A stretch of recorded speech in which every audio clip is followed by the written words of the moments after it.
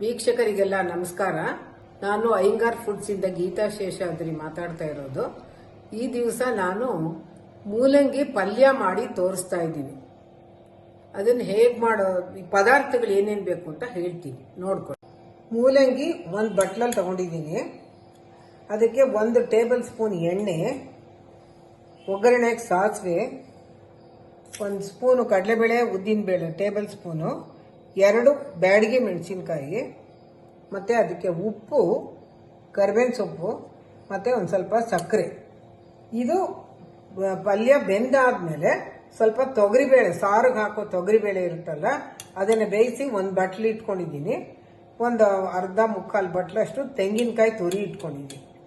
ಇವಾಗ ಮಾಡೋದನ್ನ ತೋರಿಸ್ತೀನಿ, ಬನ್ನಿ. ಎಣ್ಣೆ ಕಾದಿದೆ, ಸಾಸಿವೆ ಒಗ್ಗರಣೆ ಹಾಕ್ತಾ ಇದ್ದೀನಿ.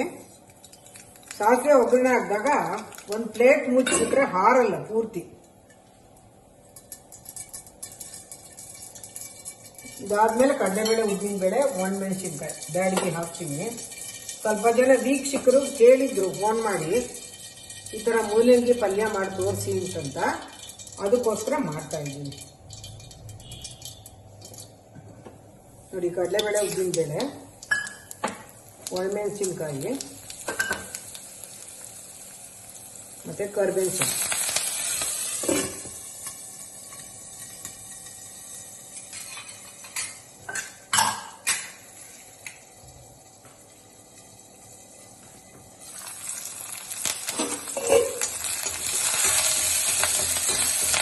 ಸ್ಟವ್ ಸಿಮ್ಮಲ್ಲಿ ಇಟ್ಟಿದ್ದೀನಿ.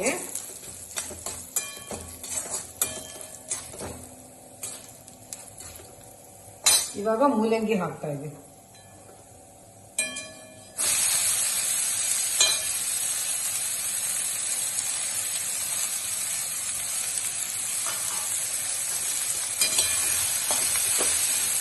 ಏನು ಬೇಗನೂ ಆಗೋಗುತ್ತೆ, ತುಂಬ ಏನು ಲೇಟ್ ಆಗಲ್ಲ.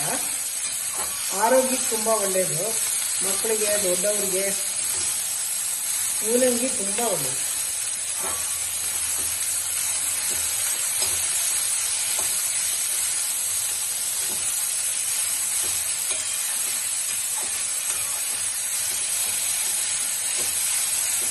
ಇದಕ್ಕೆ ಬೆಂದಿರೋ ಬೇಳೆ ತೆಗೆದಿಟ್ಟಿದ್ನಲ್ಲ, ಅದು ಪ್ರೋಟೀನು, ಹಾಕಿದ್ರೆ ಚೆನ್ನಾಗಿದೆ.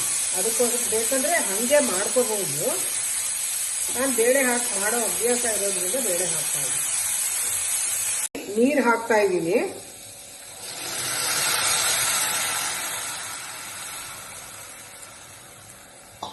ನೀರು ಹಾಕ್ಬಿಟ್ಟು ಉಪ್ಪು ಹಾಕ್ತಾ ಇದ್ದೀನಿ, ಒಂದು ಅರ್ಧ ಟೇಬಲ್ ಸ್ಪೂನ್. ಇವಾಗ ಮುಚ್ಚಿಟ್ಬಿಟ್ರೆ ಕ್ಲೀನಾಗಿ ಬೇಯ್ತು. ಇವಾಗ ಬೆಂದಿದೆ, ಸ್ಟವ್ ಸಿಮ್ಮಿಗೆ ಮಾಡ್ತಾ ಇದ್ದೀನಿ. ಒಂಚೂರು ಸಕ್ಕರೆ ಹಾಕ್ತೀನಿ.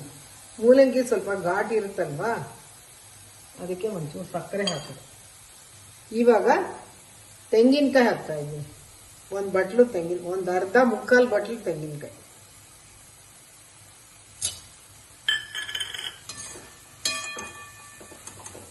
ಇವಾಗ ಒಂಚೂರು ಸ್ಟವ್ ದೊಡ್ಡದು ಮಾಡಿಕೊಂಡು ಇದು ಮಿಕ್ಸ್ ಆದ್ಮೇಲೆ ಆ ಬೆಂದಿರೋ ಬೇಳೆ ಹಾಕ್ಬಿಟ್ರೆ ಆಯ್ತು.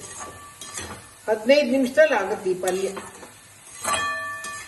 ಮೂಲಂಗಿ ಹೆಚ್ಚಿಟ್ಕೊಂಡ್ಬಿಟ್ಟು ಮಾಡ್ಕೊಳ್ಳೋದು 15 ನಿಮಿಷ ಆಗುತ್ತೆ.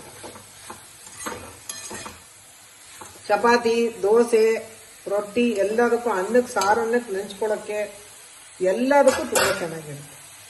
ನೋಡಿ, ಇವಾಗ ತೊಗರಿಬೇಳೆ ಹಾಕ್ತಾ ಇದ್ದೀವಿ.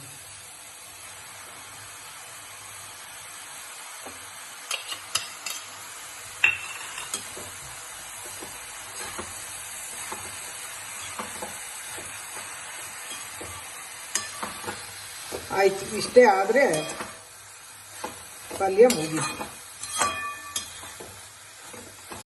ದಯವಿಟ್ಟು ಈ ವಿಡಿಯೋನ ಸ್ಕಿಪ್ ಮಾಡದೆ ಪೂರ್ತಿ ನೋಡಿ, ಆಮೇಲೆ ಶೇರ್ ಮಾಡಿ, ಸಬ್ಸ್ಕ್ರೈಬ್ ಮಾಡಿ, ಲೈಕ್ ಮಾಡಿ.